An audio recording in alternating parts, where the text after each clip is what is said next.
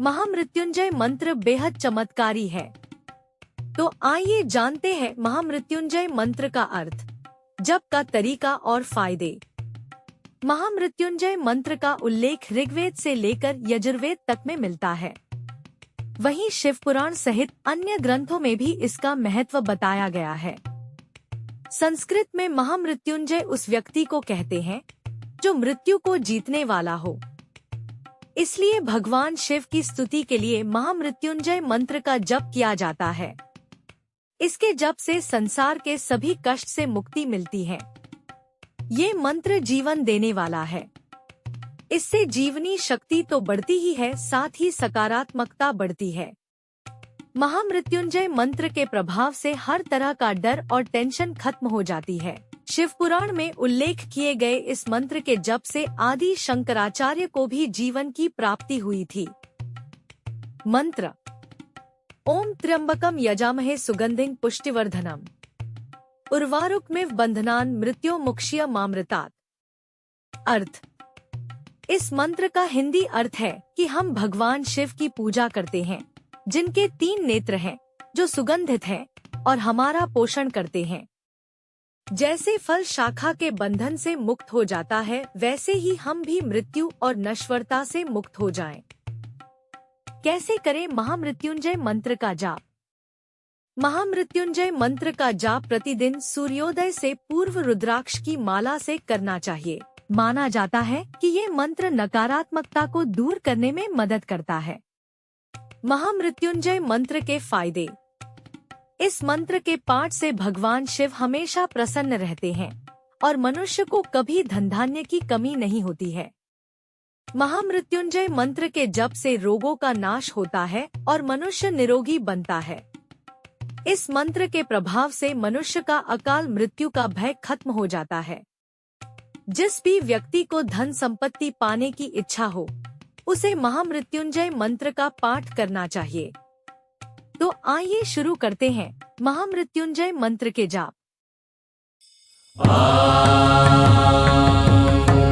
त्र्यंबकं यजामहे सुगंधिं पुष्टिवर्धनम् उर्वारुकमिव बन्धनान् मृत्योर्मुक्षीय मामृतात्।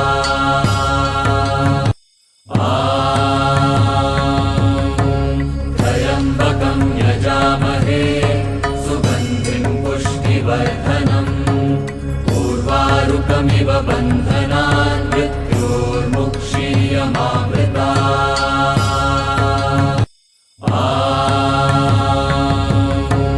त्र्यंबकं यजामहे सुगंधिं पुष्टिवर्धनम् उर्वारुकमिव बन्धनान् मृत्योर्मुक्षीय मामृतात्। त्र्यंबकं यजामहे सुगंधिं पुष्टिवर्धनम् उर्वारुकमिव बन्धनान् मृत्योर्मुक्षीय मामृतात्।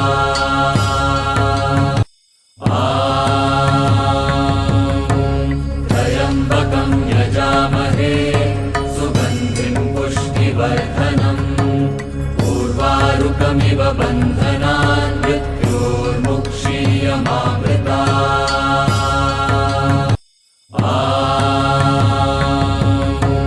त्र्यंबकं यजामहे सुगंधिं पुष्टिवर्धनम् उर्वारुकमिव बन्धनान् मृत्योर्मुक्षीय मामृतात्। त्र्यंबकं यजामहे सुगंधिं पुष्टिवर्धनम् उर्वारुकमिव बन्धनान् मृत्योर्मुक्षीय मामृतात्।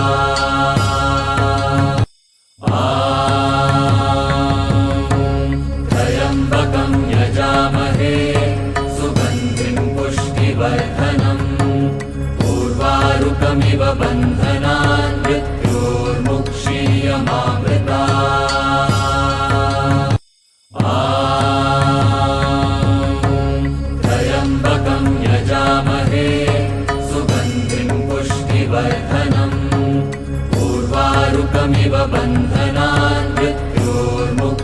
मुक्षीयमामृता त्र्यम्बकं यजामहे सुगन्धिं पुष्टिवर्धनम् उर्वारुकमिव बन्धनान् मृत्योर्मुक्षीयमामृता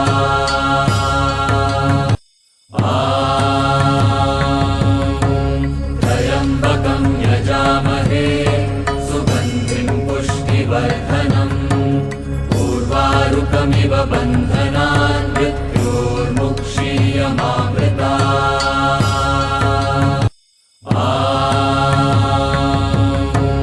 त्र्यम्बकं यजामहे सुगन्धिं पुष्टिवर्धनम् उर्वारुकमिव बन्धनान् मृत्योर्मुक्षीयमामृता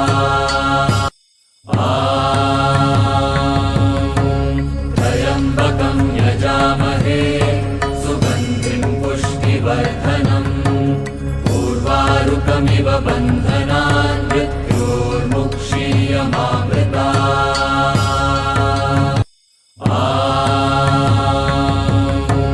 त्र्यम्बकं यजामहे सुगन्धिं पुष्टिवर्धनम् उर्वारुकमिव बन्धनान् मृत्योर्मुक्षीयमामृता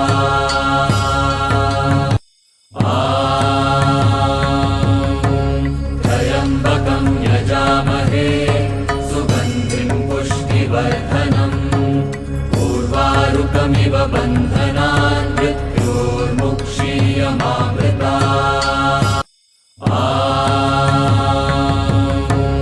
त्र्यम्बकं यजामहे सुगन्धिं पुष्टिवर्धनम् उर्वारुकमिव बन्धनान् मृत्योर्मुक्षीयमामृता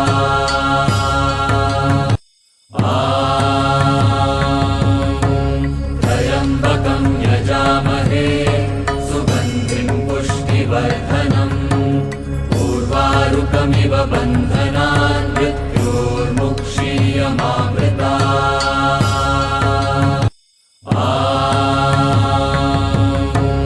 त्र्यम्बकं यजामहे सुगन्धिं पुष्टिवर्धनम् उर्वारुकमिव बन्धनान् मृत्योर्मुक्षीयमामृता त्र्यम्बकं यजामहे सुगन्धिं पुष्टिवर्धनम् उर्वारुकमिव बन्धनान् मृत्योर्मुक्षीयमामृता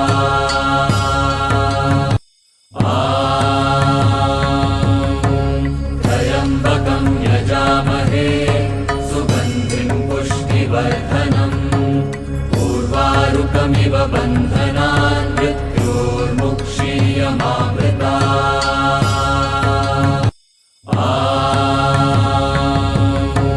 त्र्यम्बकं यजामहे सुगन्धिं पुष्टिवर्धनम् उर्वारुकमिव बन्धनान् मृत्योर्मुक्षीयमामृता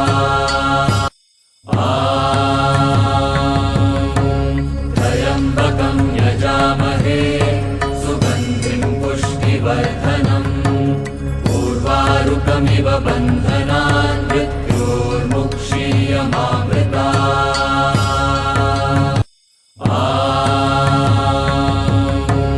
त्र्यम्बकं यजामहे सुगन्धिं पुष्टिवर्धनम् उर्वारुकमिव बन्धनान् मृत्योर्मुक्षीयमामृता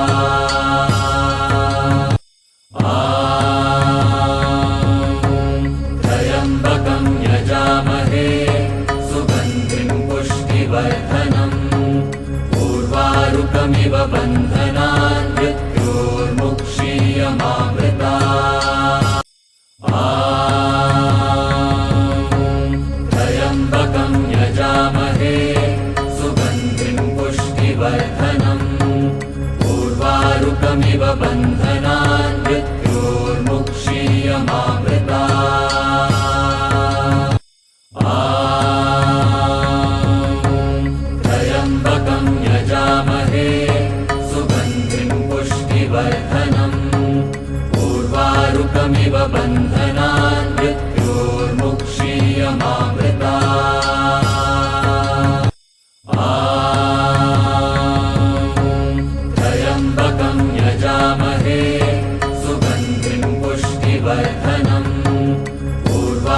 उर्वारुकमिव बन्धनान् मृत्योर्मुक्षीयमामृतात्।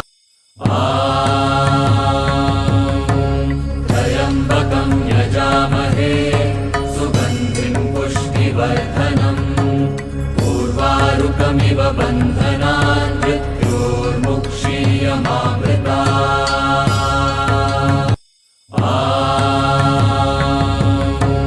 त्र्यम्बकं यजामहे सुगन्धिं पुष्टिवर्धनम् उर्वारुकमिव बन्धनान् मृत्योर्मुक्षीयमामृतात्। त्र्यम्बकं यजामहे सुगन्धिं पुष्टिवर्धनम् उर्वारुकमिव बन्धनान् मृत्योर्मुक्षीयमामृतात्। त्र्यम्बकं यजामहे सुगन्धिं पुष्टिवर्धनम् उर्वारुकमिव बन्धनान् मृत्योर्मुक्षीयमामृतात्।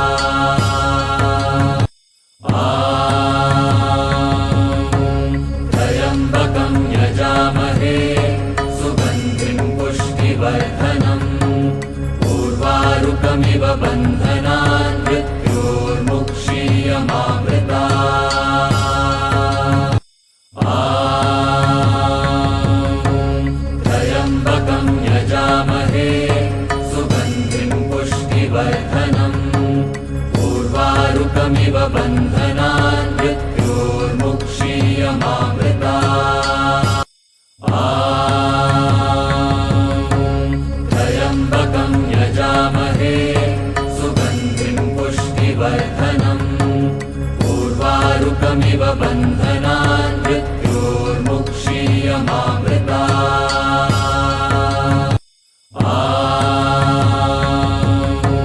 त्र्यम्बकं यजामहे सुगन्धिं पुष्टिवर्धनम् उर्वारुकमिव बन्धनान् मृत्योर्मुक्षीयमामृतात्।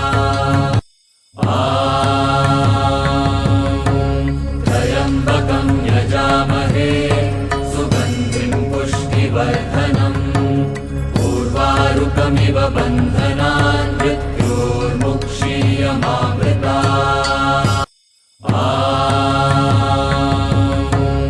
त्र्यम्बकं यजामहे सुगन्धिं पुष्टिवर्धनम् उर्वारुकमिव बन्धनान् मृत्योर्मुक्षीयमामृतात्।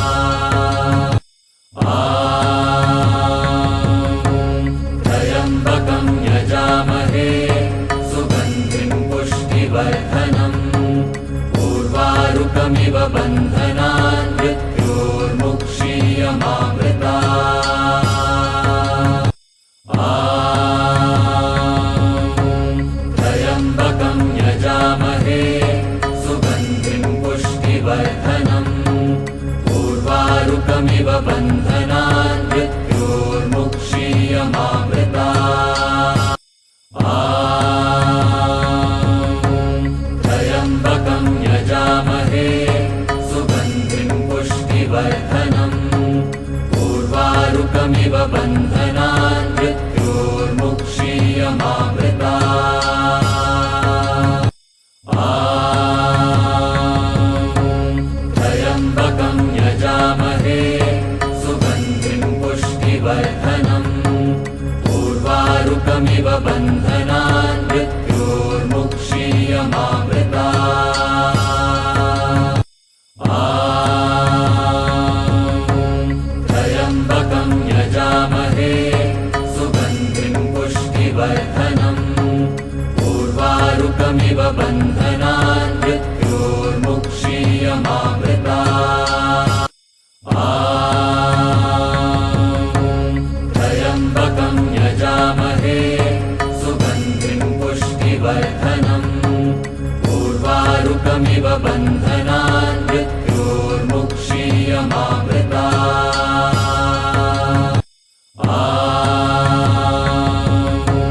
त्र्यम्बकं यजामहे सुगन्धिं पुष्टिवर्धनम् बन्धनान् मृत्योर्मुक्षीयमामृता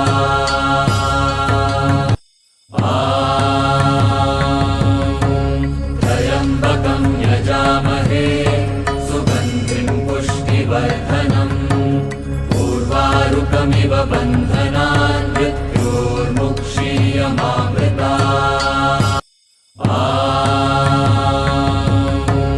त्र्यम्बकं यजामहे सुगन्धिं पुष्टिवर्धनम् उर्वारुकमिव बन्धनान् मृत्योर्मुक्षीयमामृता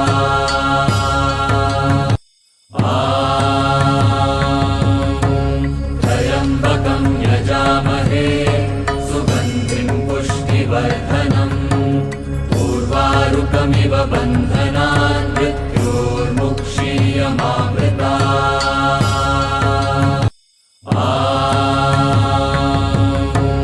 त्र्यम्बकं यजामहे सुगन्धिं पुष्टिवर्धनम् उर्वारुकमिव बन्धनान् मृत्योर्मुक्षीयमामृता त्र्यम्बकं यजामहे सुगन्धिं पुष्टिवर्धनम् उर्वारुकमिव बन्धनान् मृत्योर्मुक्षीयमामृता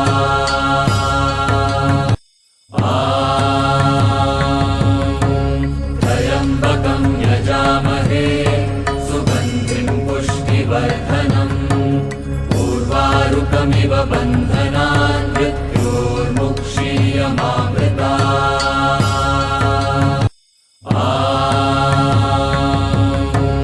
त्र्यम्बकं यजामहे सुगन्धिं पुष्टिवर्धनम् उर्वारुकमिव बन्धनान् मृत्योर्मुक्षीयमामृता। अगर आपको वीडियो अच्छा लगा हो तो कृपया लाइक, शेयर और सब्सक्राइब करें।